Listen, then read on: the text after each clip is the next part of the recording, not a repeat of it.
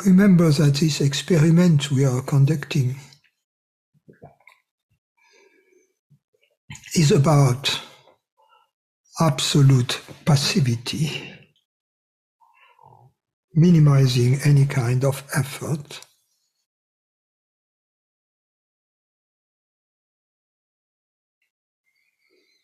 postponing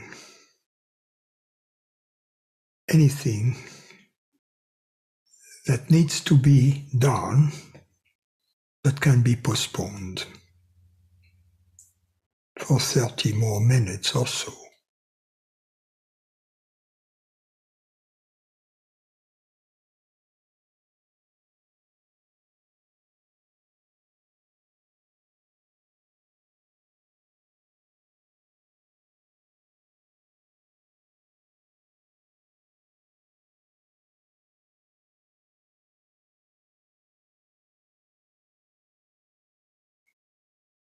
See that as a result, most activity of the mind gets dropped.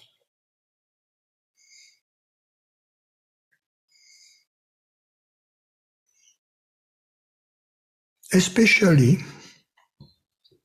any thought that relates to the past or the future of a human being we believe to be, of a separate body-mind we believe to be.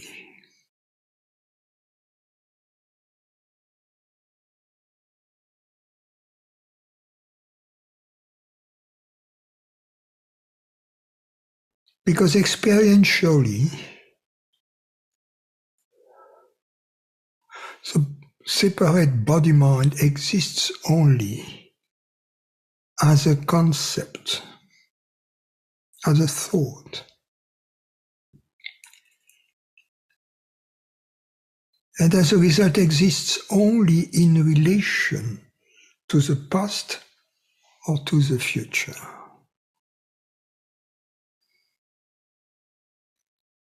In the now,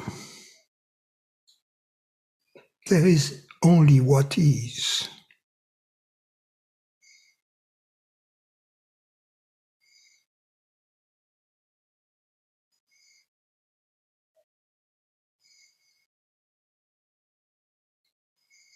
There is no separation. There is no separate entity.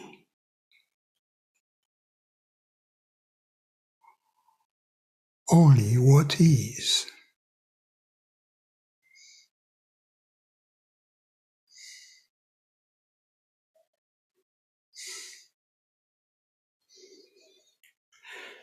And in the beginning it seems difficult to stick to what is because there are forces that seem to pull us out of it, into the past, into the future.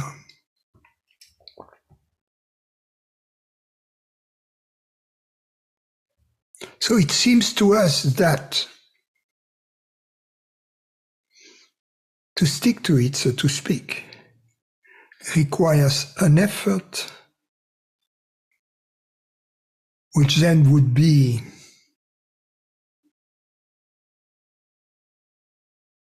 in contradiction with the experiment we are conducting, which is an experiment in absolute passivity, absolute effortlessness. But in fact,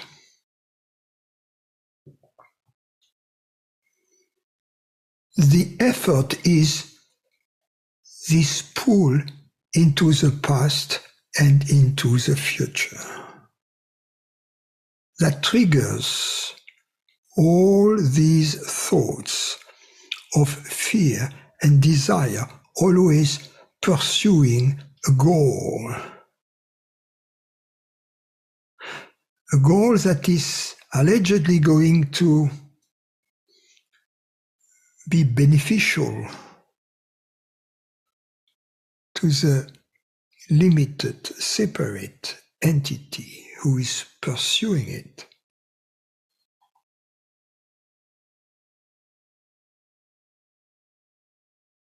And that's an effort. It begins with a thought, with thinking, more thinking, more thinking, more thinking, and then activities.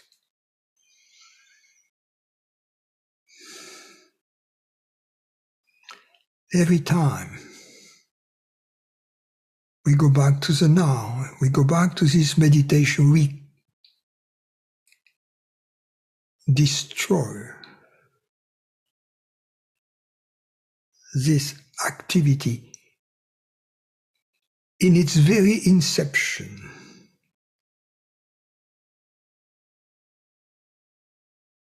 We just abort it.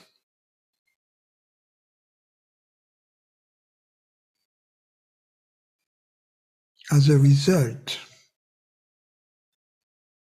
the habit of going into the past and into the future that feeds this illusion of being separate gets weaker.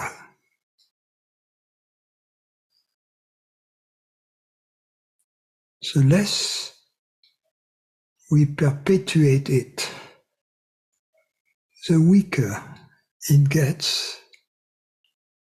The weaker it gets, the longer we can abide effortlessly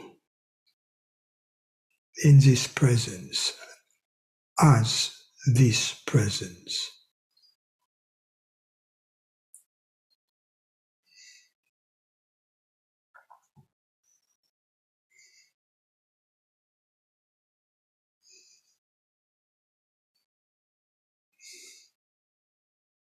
So it's okay in this experiment, in the beginning, to apparently relentlessly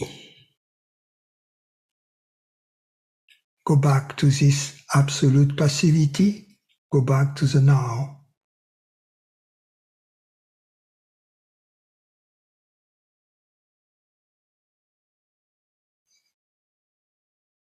Every time we do that, we are in perfect meditation. Up until we fall back into the old habit. And then we go back to perfect meditation.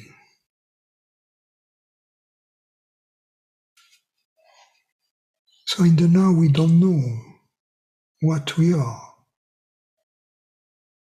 which doesn't matter because we are what we are anyway. We don't need to know it, really, we are it. But it is not true that we don't know it, because we know it with every perception. Our knowing it is a consciousness aspect, the consciousness element in all perceptions.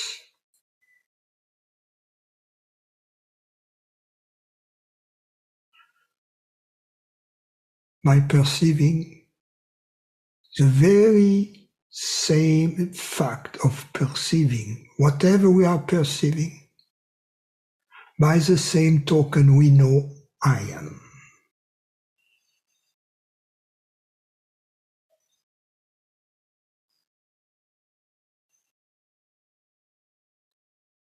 We cannot not know what we are. That's the secret. We only believe that we can, that it is possible for us to not know.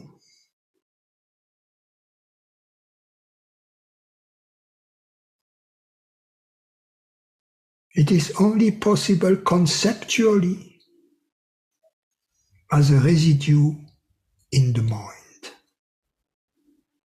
but not experientially. in a sense, if we create new words, we could say that knowing, coined from being in the now, right? Knowing equals knowing. So in this meditation, you can at some point have the feeling that you are losing it, so to speak. You're losing your mind. And that's okay. You'll find it again, don't worry, at the end of the meditation. But for the time being, allow complete freedom to whatever arises. Bodily sensations, feelings, and thoughts. Fearlessly open the box.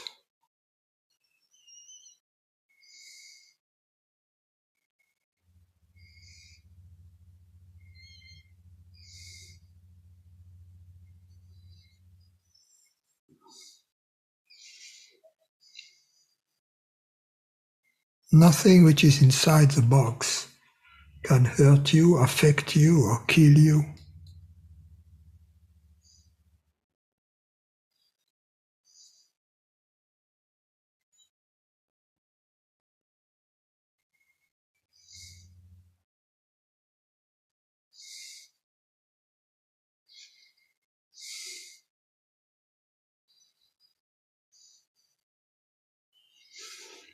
Let everything flow by itself, on its own.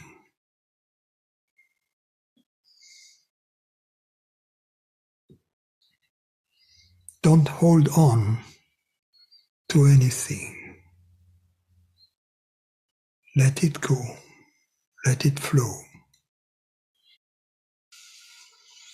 After some practice, and by practice, I mean simply after having conducted this experiment several times, sometimes more than several times, you should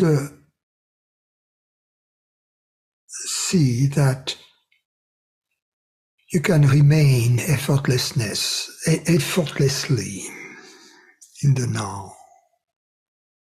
So when we are effortlessly in the now, there are much less thoughts.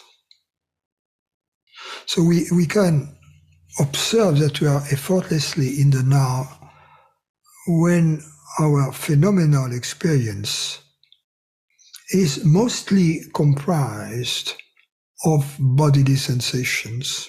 In this configuration of this experiment where the eyes are closed and the external sense perceptions are reduced to a strict minimum.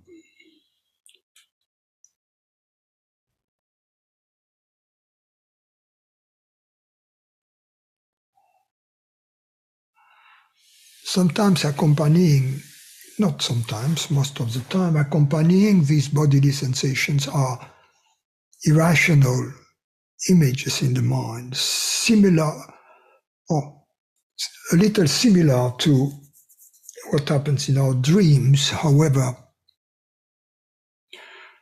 without the story that appears in the dream. Because in this case of this experiment, there is no entity in the story, so there cannot be a story.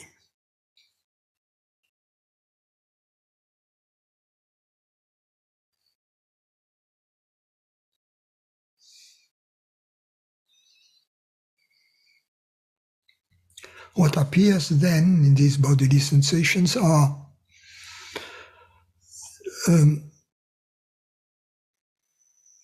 bodily sensations that are related to the normal functioning in the body.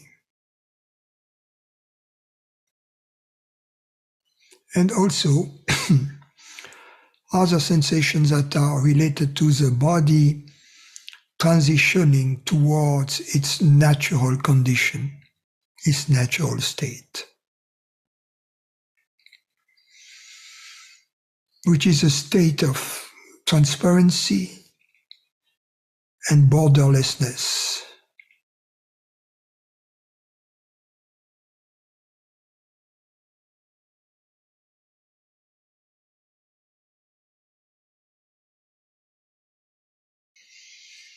Now, regarding this experiment in meditation, what is interesting to observe is what happens when we stop it.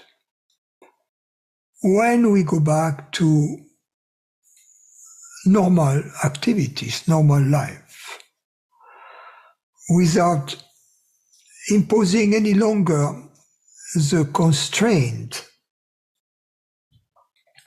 to minimalize our activities.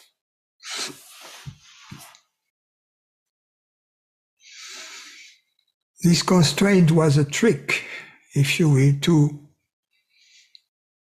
place our body-mind somehow artificially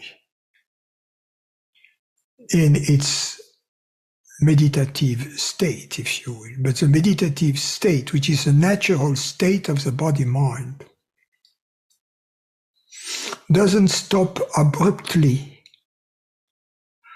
when we remove the constraint of being absolutely passive. It survives for a while, sometimes for a very long while, after the experiment. So we can observe then a different quality in our life, in our experience, which is the perfume of meditation.